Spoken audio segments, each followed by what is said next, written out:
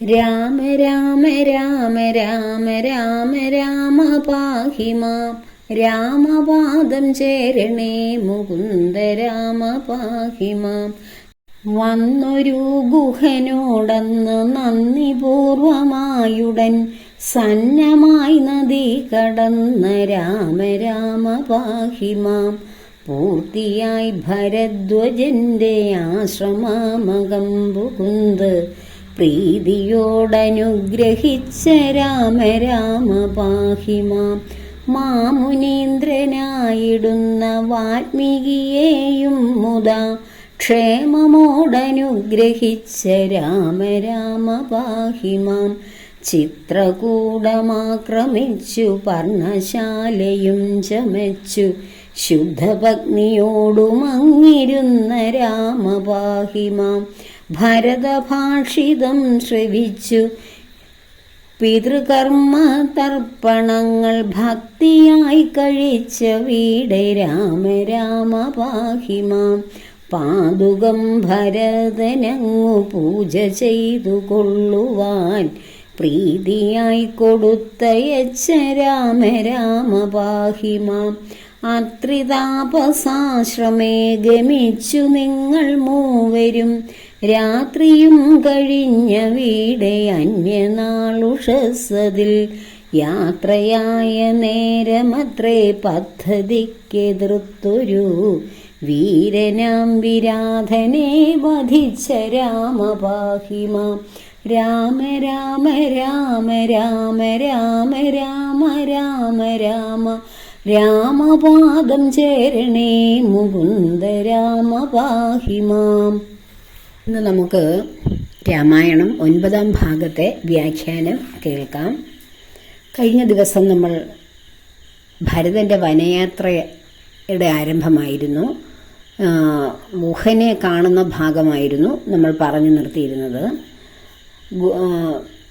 കേകയപുത്രിയുടെ സുതനായ ഭരതൻ സൈന്യസമേതനായി വന്നു എന്ന് അറിഞ്ഞുകൊണ്ട് വളരെ മനസ്സത്തോടുകൂടി സംശയാസ്പദമായ മനസ്സോടുകൂടി ഗുഹനിങ്ങനെ തൻ്റെ സൈനികരോട് പറയുകയാണ്.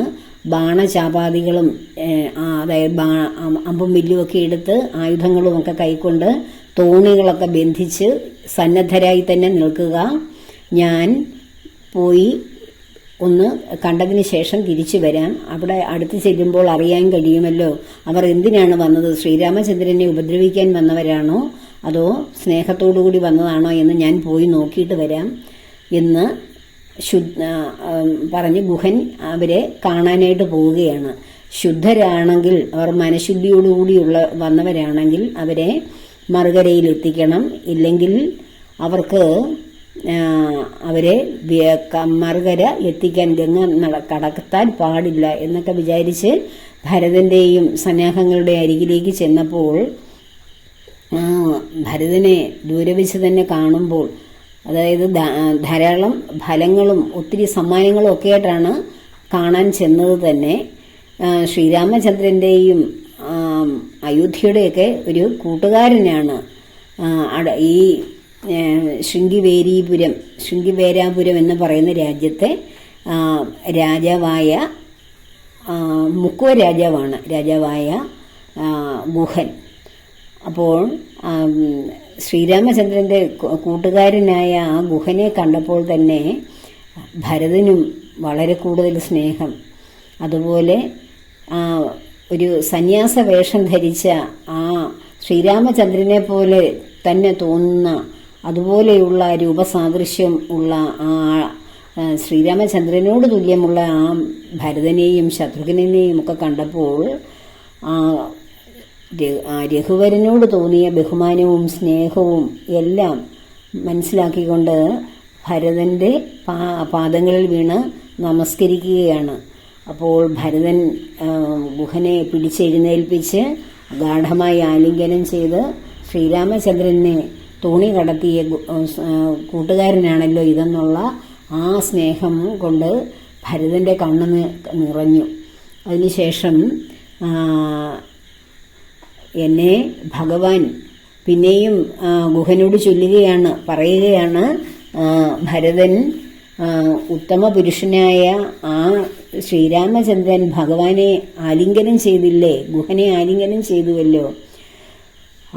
ലക്ഷ്മി ഭഗവതിക്ക് മാത്രം ഒഴിഞ്ഞു കിട്ടുന്ന ആലിംഗന ഭാഗ്യം കിട്ടുന്നത് അങ്ങയ്ക്കും കിട്ടിയല്ലോ. അപ്പോൾ അങ്ങ് വളരെ പുണ്യവാനാണ്. സോദരനോടും ജനകാത്മജയോടുമൊത്ത് രാമനെ കണ്ടതും അവിടെ അവരെന്തു പറഞ്ഞു എന്നുള്ളതും എന്ത് കഴിച്ചു, എവിടെയാണ് കിടന്നുറങ്ങിയത് എല്ലാം എനിക്ക് കാട്ടിത്തരിക എന്ന് ഒരുപാട് ആവേശത്തോടു കൂടിയുള്ള ചോദ്യങ്ങൾ കേട്ടിട്ട് ഗുഹൻ അതിനെല്ലാം മറുപടി പറയുകയാണ്. അപ്പോൾ ശ്രീരാമചന്ദ്രനും സീതാദേവിയും ഓടവൃക്ഷത്തിന്റെ ചുവട്ടിൽ ഗുഹൻ കൊടുത്ത കുശപ്പുല്ല് വിരിച്ച് കിടന്ന ഭാഗവും അപ്പോഴും അങ്ങനെ തന്നെ കിടക്കുന്നു. അത് കാണിച്ചു കൊടുക്കുകയാണ്. അപ്പോൾ ഭരതന് വളരെ വിഷമം. അല്ലയോ സുകുമാരി, മനോഹരി, ജാനകി, അവിടുന്ന് സ്വർണതൽപ്പത്തിൽ കൊട്ടാരത്തിൽ വളരെ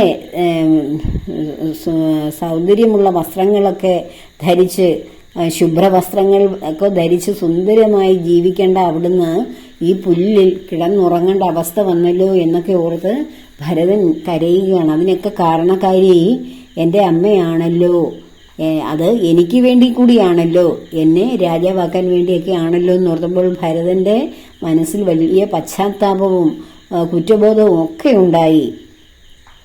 അതിനുശേഷം എല്ലാവരെയും ഗുഹൻ ഗംഗാതീരം കടത്തി വിടുന്നു.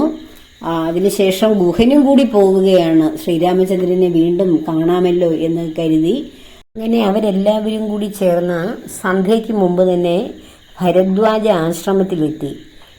മുനിയാകട്ടെ അവരെ എല്ലാവരെയും വളരെ സഹർഷം സ്വീകരിക്കുകയും ഭരതന്റെ ത്യാഗശീലത്തെ, സഹോദര സ്നേഹത്തെ എല്ലാം മാതൃകാപരമെന്ന് പുകഴ്ത്തുകയും ചെയ്തു. ലക്ഷ്മണനേക്കാൾ കൂടുതൽ സഹോദരനോട് സ്നേഹവും ബഹുമാനവും ഭരതനാണെന്ന് ഭരദ്വാജ മഹർഷി പറഞ്ഞു. അങ്ങനെ ഞാൻ ഇത്രയും പേരെയും സൽക്കരിക്കുവാൻ കഴിഞ്ഞത് എനിക്കൊരു മഹാഭാഗ്യമാണ്. ഇത്രയും പുണ്യമായിട്ടുള്ള പ്രശസ്തമായിട്ടുള്ള വംശത്തിലെ എല്ലാവരും കൂടി ഒത്ത് എൻ്റെ ആശ്രമത്തിലേക്ക് വന്നത് വളരെ വളരെ സന്തോഷമുള്ള കാര്യമാണെന്നൊക്കെ മഹർഷി ഇവരോടൊക്കെ പറയുകയാണ്. അങ്ങനെ മഹർഷി എല്ലാവർക്കും വേണ്ടുന്ന അതെല്ലാം അവിടെ ഒരുക്കി.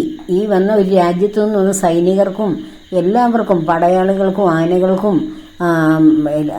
രാജകുമാരന്മാർക്കും അമ്മമാർക്കും എല്ലാവർക്കും വേണ്ടുന്നതെല്ലാം അവർക്ക് ഉണ്ണാനും ഉറങ്ങുവാനും ഒക്കെയുള്ളത് ഭരദ്വാജ മഹർഷി അവിടെ ചെയ്തു. അത് കണ്ട് അവരെല്ലാവരും അത്ഭുതപ്പെട്ടു പോയി. മഹർഷി അല്പസമയം ധ്യാനത്തിലിരുന്നതിന് ശേഷം ദേവകന്യകമാർ അവിടെ ഫലവൃക്ഷങ്ങളായി മാറി. ഓരോ ദേവിമാരും അപ്സര സ്ത്രീകളും അവിടുത്തെ ചെടികളും അങ്ങനെ മുറ്റം നിറയുന്ന മനോഹരമായിട്ടുള്ള ആ ഒരു അലങ്കാരങ്ങളുമായി മാറി. അങ്ങനെ ദേവേന്ദ്രന്റെ കൊട്ടാരത്തെ വെല്ലുന്ന വിധത്തിലുള്ള എല്ലാ സൗകര്യങ്ങളും ആ ആശ്രമത്തിൻ്റെ പരിസരത്തുണ്ടായി. ആഹാരശാലകളും അതുപോലെ തന്നെയുള്ള ഓരോ സ്ത്രീകൾക്കുള്ള കൊട്ടാരങ്ങളും പുരുഷന്മാർക്കുള്ളതും സൈനികർക്കുള്ളതും എല്ലാം ധ്യാനിച്ച് വരുത്തിയവിടെ. അതാണ് മഹർഷിമാരുടെ ധ്യാനനിരതരായിരിക്കുന്ന മഹർഷിമാർക്ക് കിട്ടുന്ന ഐശ്വര്യങ്ങളിലൊന്നാണ് നമുക്ക് സ്വന്തമായിട്ട് ലഭിക്കുന്ന, നമ്മുടെ ഇച്ഛ കൊണ്ട് ലഭിക്കുന്ന സൗഭാഗ്യങ്ങൾ. അത്രയും ആർജിച്ചവരായിരുന്നു അവരൊക്കെ. അങ്ങനെ എല്ലാവർക്കും വേണ്ടുന്ന എത്രയോ പേരുണ്ടോ അത്രയും പേർക്കും വേണ്ട വിഭവസമൃദ്ധമായ ഭക്ഷണവും ഉറങ്ങാനുള്ള ഇടങ്ങളും എല്ലാം മുനി ആ രാജകീയ പരിവാരങ്ങൾക്ക് താമസിക്കാൻ വേണ്ടുന്ന എല്ലാം ഒരുക്കി കൊടുത്തു.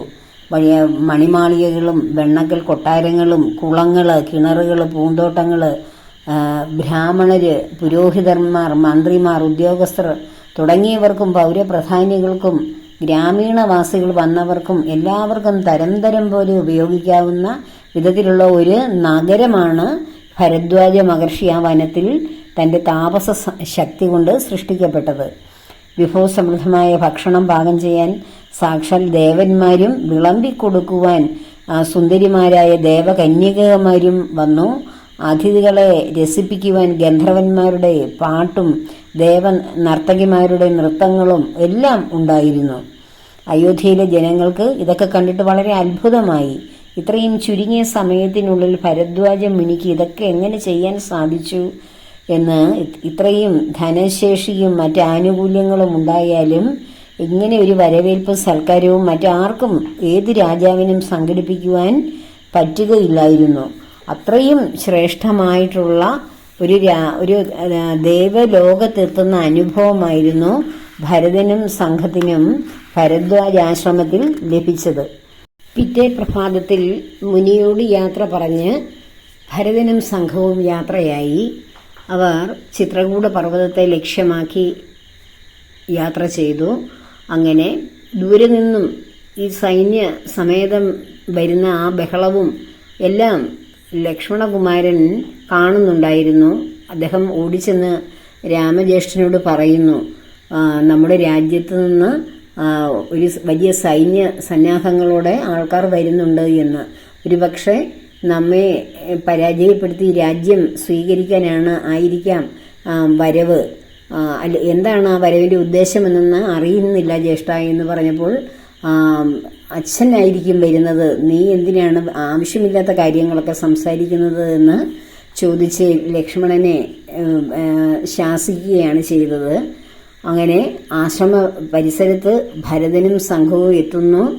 ശ്രീരാമനെ കണ്ടുകൊണ്ട് ഓടിച്ചെന്ന് ആ പാതാരവിന്ദങ്ങളിൽ വീഴുന്നതിന് മുമ്പ് തന്നെ ഭരതൻ ഭൂമിയിൽ വീണ് അപ്പോൾ പിടിച്ചെഴുന്നേൽപ്പിച്ച് ഭരതനെ സ്നേഹത്തോടുകൂടി ശ്രീരാമചന്ദ്രന്റെ മാറിൽ ഗാഠമായി ആലിംഗനം ചെയ്ത് അങ്ങനെ നിന്നും ആ വിഷമമെല്ലാം തീർക്കാൻ കരയുകയാണ്. ശത്രുഘ്നനും എത്തി. അങ്ങനെ ലക്ഷ്മണൻ ശത്രുഘ്നെ ചേർത്ത് പിടിച്ച് കരയുന്നു. 4 സഹോദരന്മാരും പരസ്പരം കെട്ടി പിടിച്ചുകൊണ്ട് ആ സ്നേഹത്തിന്റെ നിർവൃതിയിൽ കരയുന്നത് കണ്ടുകൊണ്ട് സീതാദേവിയും കണ്ണുനീർ വാർത്തു. അങ്ങനെ കുറച്ച് ആശ്വാസം, ദുഃഖത്തിന് കുറെ ആശ്വാസം വന്നപ്പോൾ അച്ഛൻ എവിടെ ഭരത എന്ന് ശ്രീരാമചന്ദ്രൻ തിരക്കി. അപ്പോഴാണ് അച്ഛന്റെ മരണത്തെക്കുറിച്ചുള്ള വാർത്ത ശ്രീരാമചന്ദ്രനോട് ഭരതൻ പറയുന്നത്. അങ്ങയെ വിട്ടുപിരിഞ്ഞതിന് ശേഷം ദുഃഖിച്ച് 6-ാം ദിവസം നമ്മുടെ പ്രിയപ്പെട്ട പിതാവ് എന്നേക്കുമായി എല്ലാവരെയും വിട്ടുപോയി. ഇനിയും അങ്ങ് എൻ്റെ കൂടെ നാട്ടിലേക്ക് വരണേ എന്ന് പറയുകയാണ്. ആ ഭരതൻ രാമന്റെ കാൽക്കൽ കെട്ടിപ്പിടിച്ച് കരഞ്ഞു അച്ഛന്റെ മരണവാർത്ത പറഞ്ഞതിന് ശേഷം. രാമനാണെങ്കിലോ എത്രയോ വലിയ ദുഃഖത്തിലും മതിമറന്ന് കരയുന്ന പതിവില്ലാത്ത ആളാണ്. എന്നാൽ അച്ഛന്റെ നിര്യാണ വാർത്ത കേട്ടപ്പോൾ തന്നെത്താൻ മറന്ന് എൻ്റെ അച്ഛാ എന്നുറക്കെ വിട്ട് കരഞ്ഞുപോയി. ലക്ഷ്മണനും സീതയും ഭരതനും ശത്രുഘ്നനും ഒരുമിച്ച് കൂട്ടമായി കരയുകയാണ്. അങ്ങനെ അതിനുശേഷം അവരുടെ വിഷമത്തിനൊക്കെ ശേഷം വസിഷ്ഠ മുനി രാമനെയും ലക്ഷ്മണനെയും സീതാദേവിയെയും വിളിച്ചുകൊണ്ടുപോയി മന്ദാകിനി നദിയിൽ ദശരഥ മഹാരാജാവിന്റെ ഉദകക്രിയകളൊക്കെ വിധി പോലെ ചെയ്യിച്ചു. അച്ഛന്റെ ശേഷക്രിയകളൊക്കെ ചെയ്തതിന് ശേഷം തിരിച്ചെത്തിയ രാമൻ അമ്മമാരെ കൈകൂപ്പി വണങ്ങി സാന്ത്വന വാക്കുകളിൽ സമാശ്വസിപ്പിച്ചു. സഹോദരിമാരെയൊക്കെ ആശീർവദിച്ചു. ബന്ധുമിത്രാദികളെയും പൗരാവലിയെയും അഭിവാദ്യം ചെയ്യുകയും ഒക്കെ ചെയ്തു. പിന്നീട് ഭരതൻ ശ്രീരാമചന്ദ്രനെ തൻ്റെ കൂടെ കൊണ്ടുപോകുവാൻ ശ്രമിക്കുകയാണ് ചെയ്യുന്നത്. എന്നാൽ ശ്രീരാമചന്ദ്രൻ അതൊരു തരത്തിലും സമ്മതിക്കുന്നില്ല. അപ്പോൾ ഭരതൻ വീണ്ടും പറയുന്നു, അങ്ങ് അച്ഛൻ്റെ സത്യം ലംഘിക്കണ്ട, ഞാൻ കാട്ടിൽ ഞാൻ കഴിഞ്ഞോളാം, അങ്ങ് രാജ്യം ഭരിക്കണം, അതാണ് അച്ഛൻ്റെ ആഗ്രഹം, അതായിരുന്നു. അച്ഛൻ്റെ സത്യലംഘനം വരികയില്ലല്ലോ ഞാൻ രാജ്യം ഭരിച്ചാൽ. അപ്പോൾ ശ്രീരാമചന്ദ്രൻ പറയുന്നു, അച്ഛൻ ആഗ്രഹിച്ചത് ഭരത നീയാണ് രാജാവാകണം എന്നുള്ള സത്യമാണ് അച്ഛൻ ചെയ്തിരുന്നത്. അമ്മയ്ക്ക് കൊടുത്ത സത്യം അതാണ്, അത് ലംഘിക്കാൻ പാടില്ല, നീ തന്നെയാണ് രാജാവാകേണ്ടത് എന്നൊക്കെ. രാമൻ എന്തു പറഞ്ഞാലും അതിനെ എതിർക്കുവാനുള്ള തർക്കശാസ്ത്രത്തിൽ വിശാരദന്മാരായിട്ടുള്ള പലരെയും ഭരതൻ കൊണ്ടുവന്നിട്ടുണ്ടായിരുന്നു. അവരൊക്കെ പല പ്രമാണങ്ങളും വേദശാസ്ത്രങ്ങളും ഒക്കെ എടുത്തു വെച്ച് രാമന്റെ വാക്കുകളെ വീറോടെ വാദിച്ചു നോക്കി.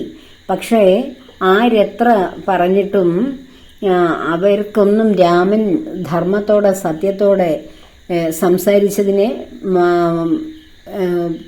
മറുവാക്ക് പറഞ്ഞ് എതിർക്കുവാൻ അവർക്കാർക്കും കഴിഞ്ഞില്ല. കാരണം അത്ര സത്യധർമാദികളെ പുലർത്തിയായിരുന്നു ശ്രീരാമചന്ദ്രൻ അവരോട് വാദപ്രതിവാദം നടത്തിയത്.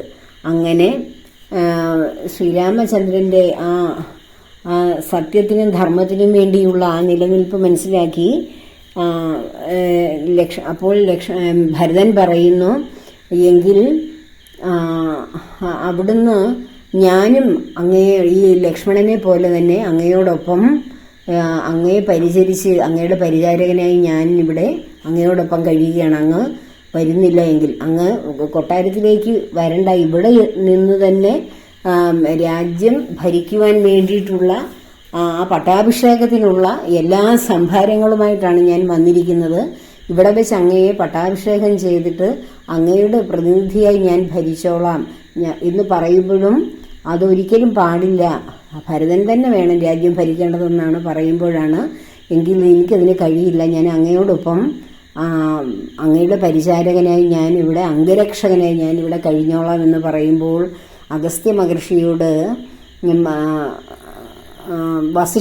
വസിഷ്ഠ മഹർഷിയെ നോക്കി ശ്രീരാമചന്ദ്രൻ ഇങ്ങനെ കണ്ണുകളാൽ സംസാരിക്കുകയാണ്. അപ്പോൾ വസിഷ്ഠ മഹർഷി ശ്രീരാമ സീതാ തത്വം ലക്ഷ്മണന് വീണ്ടും ഭരതന് പറഞ്ഞു കൊടുക്കുകയാണ്.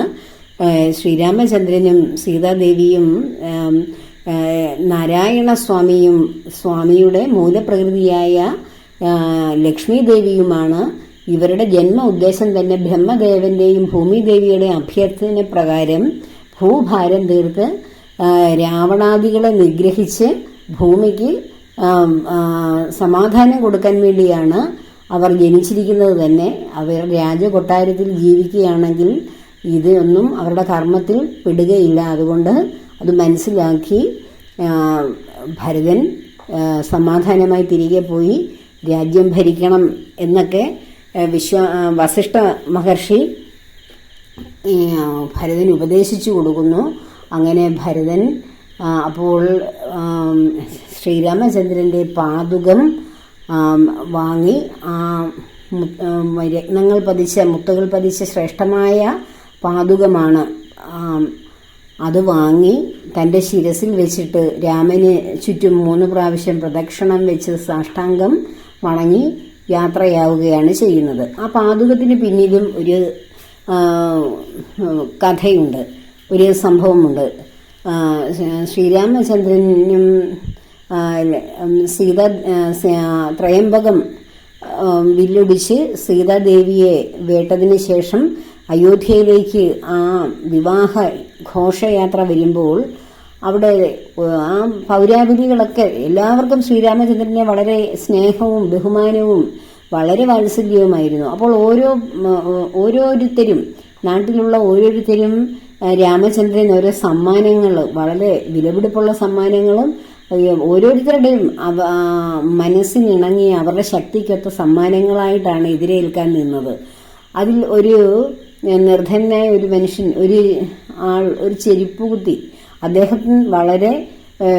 അദ്ദേഹത്തിന്റെ അധ്വാനം, ജീവിതത്തിലെ അധ്വാനങ്ങളെല്ലാം അധ്വാനിച്ച സമ്പത്തൊക്കെ ഉപയോഗിച്ച് അദ്ദേഹം വളരെ മനോഹരമായ ഒരു പാദുകം ശ്രീരാമചന്ദ്രന് വേണ്ടി പണിഞ്ഞു കൊണ്ടുവന്നതാണ്. അതിൽ ധാരാളം വിലപിടിപ്പുള്ള രത്നങ്ങളൊക്കെ അദ്ദേഹം പതിച്ചിരുന്നു. ഒരു സാധുവായ മനുഷ്യനായിരുന്നു എങ്കിലും രാമചന്ദ്രന്റെ പാദങ്ങളിൽ അണിയിക്കാൻ ശ്രേഷ്ഠമായ രീതിയിലാണ് അത് ചെയ്തത്. അപ്പോൾ ഓരോരുത്തരും വലിയ വലിയ വിലപിടിപ്പുള്ള സമ്മാനങ്ങൾ ഭഗവാന് സമ്മാനിക്കുന്നത് കണ്ടപ്പോൾ ഇദ്ദേഹത്തിനത് കൊടുക്കുവാൻ ലജ്ജ തോന്നി. എന്നാൽ താൻ കൊണ്ടുവന്ന ഒരു പാദുകമാണല്ലോ, ഒരു ചെരുപ്പാണല്ലോ എന്ന് ഓർത്തിട്ട് അപ്പോൾ ശ്രീരാമചന്ദ്രൻ അത് കണ്ടിട്ട് വളരെ സ്നേഹത്തോടുകൂടി അദ്ദേഹത്തിൻ്റെ അടുത്ത് ചെന്ന് പറയുകയാണ്, ഇത് ഞാൻ ഏറ്റവും വിലപിടിപ്പുള്ള സമ്മാനമായി കാണുന്നു. ഇതെപ്പോഴും മറ്റുള്ള സമ്മാനങ്ങളെല്ലാം വിലപിടിപ്പുള്ളതാണെങ്കിലും ഇത് അതിനേക്കാൾ ശ്രേഷ്ഠമാണെന്ന്. അപ്പോൾ ഈ വനയാത്രയ്ക്ക് പോകുമ്പോൾ എല്ലാം ഉപേക്ഷിച്ച് മരവുരി ധരിച്ചു പോകുമ്പോഴും ആ പാദുകം കൊണ്ടുപോകാനുള്ള അനുവാദം കൈകേയി മാതാവിനോട് ചോദിച്ചിരുന്നു. അതായിരുന്നു അദ്ദേഹം കാലിലണിഞ്ഞു കൊണ്ടുപോയിരുന്നത്. ആ പാദുകമാണ് ഭരതൻ കൊണ്ടുവന്ന് പൂജ ചെയ്ത് നന്ദിഗ്രാമം എന്ന് പറയുന്ന ഒരു പ്രത്യേക സ്ഥലത്ത് ഭരതനും ശത്രുഘ്നും ശ്രീരാമചന്ദ്രനെ പോലെ മരൂരിയും വൽക്കലുമൊക്കെ ധരിച്ച് സന്യാസ ജീവിതം നയിച്ച് ശ്രീരാമചന്ദ്രന്റെ ഒരു പ്രതീകമായി അവര് രാജ്യം ഭരിക്കുകയാണ് ചെയ്തത്. എങ്ങനെയാണോ ശ്രീരാമചന്ദ്രൻ വനത്തിൽ ജീവിച്ചത് അതുപോലെ തന്നെ ഭരത ശത്രുഘ്നന്മാർ നന്ദിഗ്രാമത്തിലും പർണശാല കെട്ടി അങ്ങനെ ജീവിക്കുകയാണ് ചെയ്തത്. അങ്ങനെ ലോകമാതാവായ ജാനകി ദേവിയും ലോകപിതാവായ രാഘവനും അങ്ങനെ അവിടെ ആ ആശ്രമത്തിൽ ചിത്രകൂട പർവ്വതത്തിന് സമീപമുള്ള ആ മനോഹരമായിട്ടുള്ള കണ്വാശ്രമ പരിസരത്ത് ജീവിക്കുന്നു. ഇവർ പോയ ശേഷം ശ്രീരാമചന്ദ്രൻ പറയുന്നു, ഇനിയും നമ്മുടെ നാട്ടിൽ നിന്ന് ആരെങ്കിലുമൊക്കെ ഇങ്ങനെ നമ്മെ കാണാൻ വേണ്ടിയിട്ട് വരാൻ സാധ്യതയുണ്ട്. അതിനാൽ നമുക്ക് എത്രയും വേഗം ഇവിടെ നിന്ന് മറ്റൊരു സ്ഥലത്തേക്ക് മാറേണ്ടതുണ്ട് എന്ന് പറഞ്ഞുകൊണ്ട്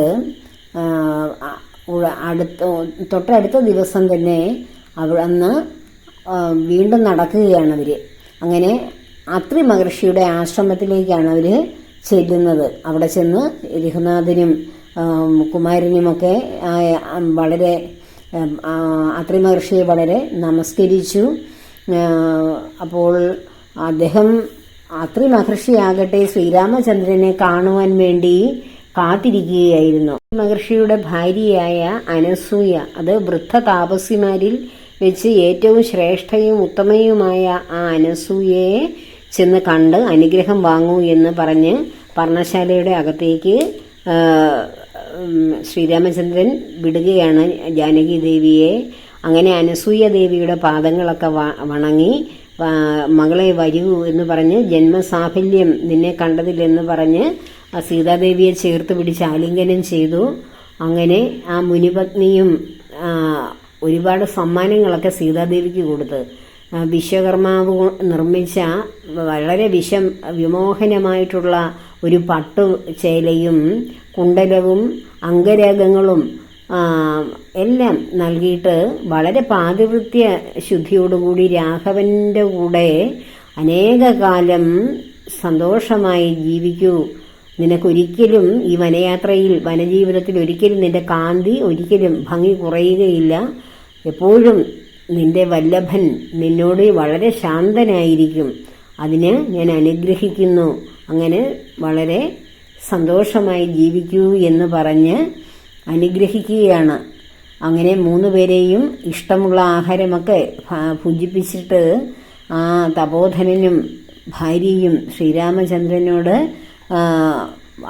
ചന്ദ്രനെ അനുഗ്രഹിക്കുന്നു. തിരിച്ച് രാമചന്ദ്രന്റെ ആ പാദ സ്പർശനം കൊണ്ട് ആ ആശ്രമവും അവരുടെ ജന്മവും ഒക്കെ പുണ്യമാകുന്നു. അങ്ങനെ ആ ദിവസം രാത്രി അവിടെ തന്നെ വസിക്കുന്നു. എന്നിട്ട് അതിനടുത്ത ദിവസം അവിടെ നിന്ന് യാത്രയാവുകയാണ്. അപ്പോൾ ശ്രീ അധ്യാത്മരാമായണം അയോധ്യാകാന്ഡമാണ് ഇവിടെ അവസാനിച്ചത്.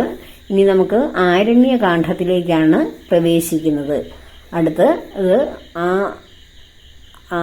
അടുത്ത ഭാഗത്തിൽ അത് ചർച്ച ചെയ്യാം. എല്ലാവരും ഈ കർക്കിടക മാസ ആചരണത്തിൽ രാമായണം ശ്രദ്ധയോടെയും ഭക്തിയോടെയും വായിക്കുകയും വായിക്കുന്ന ഭാഗങ്ങൾ അതിലെ അർത്ഥവും തത്വവും മനസ്സിലാക്കി വായിക്കുകയും ചെയ്യുമ്പോൾ നമുക്ക് യഥാർത്ഥത്തിൽ ഭഗവാന്റെ തത്വം നമ്മുടെ ഉള്ളിൽ വിളങ്ങുകയാണ്. നാം തന്നെ ആ ഭഗവാനായി മാറുന്ന ഒരവസ്ഥയിലേക്കാണ് നമ്മുടെ ജീവിതം മാറിക്കൊണ്ടിരിക്കുന്നത്. രാമപാദങ്ങളിൽ സർവവും സമർപ്പിച്ചാൽ ജീവൻ മുക്തരാവുകയാണ് ചെയ്യുന്നത്. ജീവൻ മുക്തരാവുക എന്ന് വെച്ചാൽ ഈ ഭൂമിയിലെ ജീവിതത്തിൽ ഉണ്ടാകുന്ന സംസാര ദുഃഖങ്ങളിൽ നിന്ന് നമുക്ക് രക്ഷ കിട്ടാൻ വേണ്ടി ഭൗതികവും ആത്മീയവുമായ ഉന്നമനത്തിനു വേണ്ടി ശ്രീരാമചന്ദ്രനും സീതാദേവിയും നമ്മെ കൂടെ ഉണ്ടായിരിക്കും. എപ്പോഴും നാം ഈ പ്രകൃതിയെയും പുരുഷനെയും ആത്മാവിനെയും ശരീരത്തെയും കുറിച്ച് സംസാരിക്കുമെങ്കിലും അവരെക്കുറിച്ച് മാത്രം നമ്മൾ നിരന്തരം ആലപിച്ചു കൊണ്ടിരിക്കുകയാണ്. അവരുടെ കഥ നമ്മൾ നിരന്തരം ഇങ്ങനെ പാരായണം ചെയ്യുകയും കേൾക്കുകയും ചെയ്യുകയാണ് ഈ ഒരു മാസം മുഴുവൻ. അപ്പോൾ അതുകൊണ്ടാണ് ഈ ഒരു മാസം നമ്മൾ ആ പ്രകൃതീശ്വരിയായ മായാസ്വരൂപിണിയായ ദേവിയായ സീതയോടും ആ ബ്രഹ്മചൈതന്യമായ ആത്മാരാമനായ ആ രാമചൈതന്യത്തോടുമൊപ്പം നമ്മൾ യാത്ര ചെയ്യുകയാണ് ഈ 31 ദിവസങ്ങളിലും. അതുകൊണ്ട് ആ സമയത്ത് നമുക്ക് കിട്ടുന്ന അനുഗ്രഹവും സാഫല്യവും ആ ജന്മമുക്തിയും നമുക്ക് മാത്രമല്ല നമ്മുടെ തലമുറയ്ക്കും നമ്മളിൽ നിന്ന് അകന്നു പോയിട്ടുള്ള പൂർവികർ ഇതൊക്കെ ശ്രവിക്കുകയും പാരായണം ചെയ്യുകയൊക്കെ പോകാതിരുന്നിട്ടുള്ള നമ്മുടെ പിതൃക്കൾ അവർക്ക് വേണ്ടിയും ഒക്കെ നമുക്ക് ഈ രാമായണ മാസവും രാമായണ പാരായണവും ഒക്കെ സമർപ്പിക്കാം. എല്ലാവരുടെയും നന്മയ്ക്ക് വേണ്ടി ഭഗവാനെ സമർപ്പിച്ചുകൊണ്ട് രാമായണം തുടർന്നും വളരെ ഭക്തിയോടുകൂടി പാരായണം ചെയ്യുക. അതിൻ്റെ അർത്ഥമറിയുന്നത് പോലെ തന്നെ തത്വമറിഞ്ഞ് പാരായണം ചെയ്യുമ്പോൾ യഥാർത്ഥ മുക്തി സംഭവിക്കും. എല്ലാവരെയും ശ്രീരാമചന്ദ്രനും ആഞ്ജനേയസ്വാമിയും ലക്ഷ്മണകുമാരനും സീതാദേവിയും അനുഗ്രഹിക്കട്ടെ എന്ന പ്രാർത്ഥനയോടെ എല്ലാ കർമ്മങ്ങളും ആ ഭഗവത് സന്നിധിയിൽ സമർപ്പിക്കുന്നു. ലോകാ സമസ്ത സുഖിനോ ഭവന്തു.